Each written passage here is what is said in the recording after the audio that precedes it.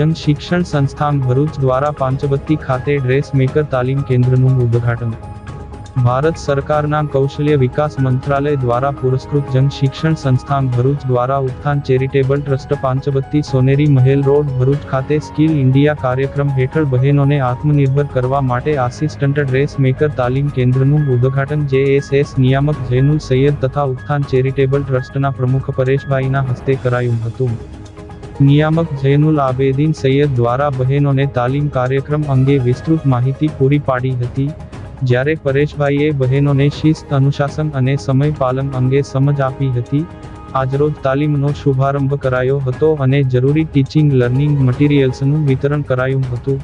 કાર્યક્રમ દરમિયાન ઉત્થાન ચેરિટેબલ ટ્રસ્ટના વૈશાલીબેન JSSના trainer Nitaben Barsakwala, accountant JS Kagzi તેમજ ફિલ્ડ આસિસ્ટન્ટ કુમારી ફજીલા પટેલ વિગેરે ઉપસ્થિત રહ્યા હતા।